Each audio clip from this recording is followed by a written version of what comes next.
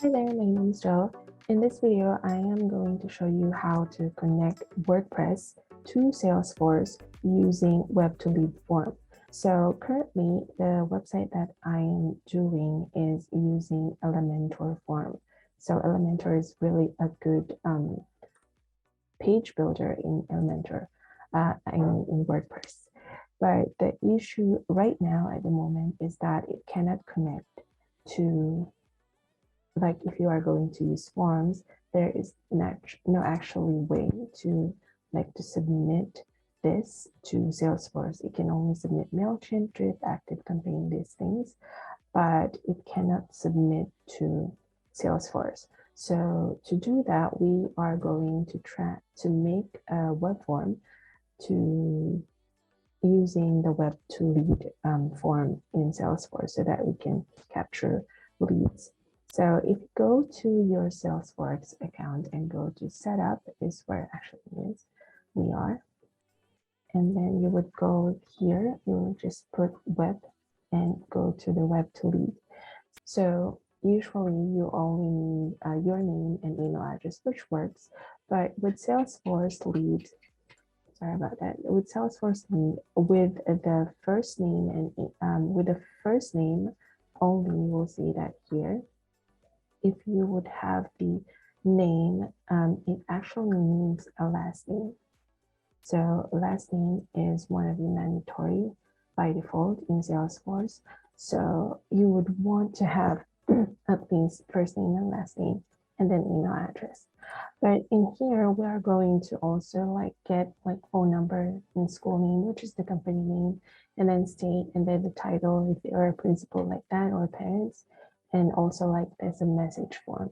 So because this is actually like a informational product or a pack, informational program pack that we are going to send to the people who are going to opt into this form. So if you go back to Salesforce, we're going to create a web form, and then these are the by default are the pre-selected that we need. So that's okay. This one and then we are going to, and then company city to have that. So when you remove it, you just I have prepared this, and then when you need one, where they could actually put download this there. So this is the page when after they add in their details, so go redirect here, and then also they will receive an email. So but for now we're just going to create a web form. And in the next video, I'm going to show you how to send an email. The message could be in the description. So now that we have selected all the fields that we need from this old form, we want to specify that this person wants to download this pack or this information pack, and they will receive this email. So what we can do is to create a campaign. So we're going to create a campaign, which I already did. So this is the campaign that I've added. And then on the leads, what happens is we want to make the lead to be auto-selected that this lead would be under the campaign of the school information pack. So what we need now is that if we go back here, we're going to look for the campaign so that we can specify that that person wants that campaign. So I prepared this landing page or a thank you page. So once they opt in to this page, we want them to come here and download the actual pack.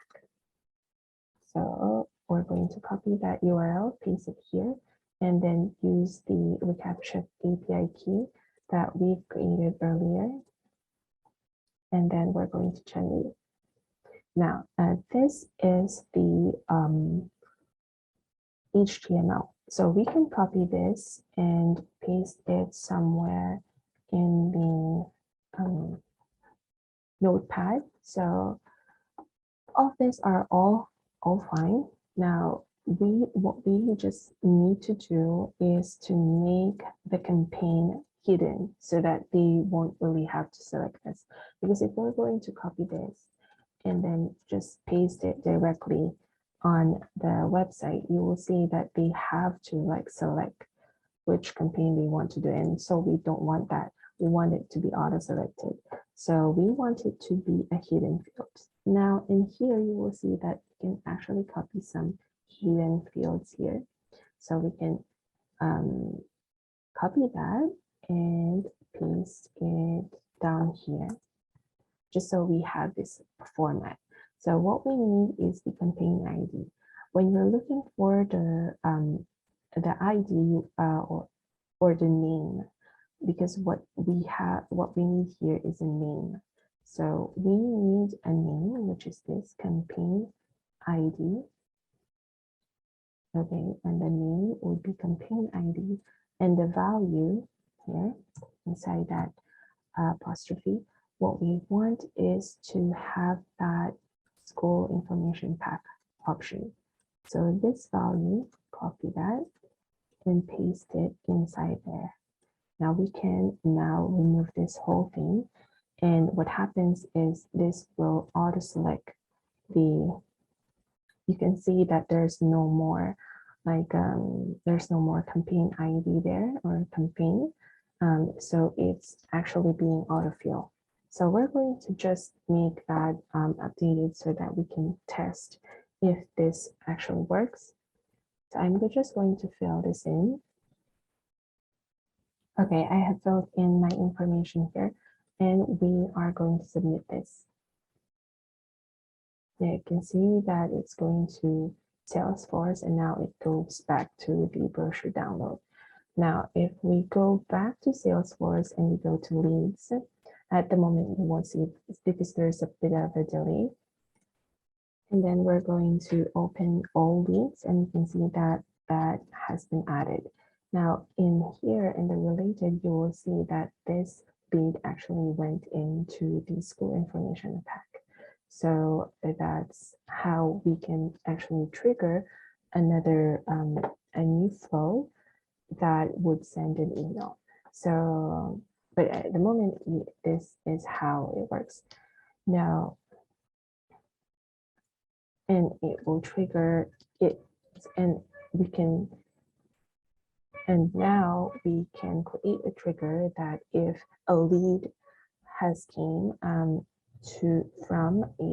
from this campaign, then we can trigger that it should fire a series of email, and that we're going to talk about in the next video. But in here, we just need to like change this a bit so that it's nice and it's easy. So with Elementor,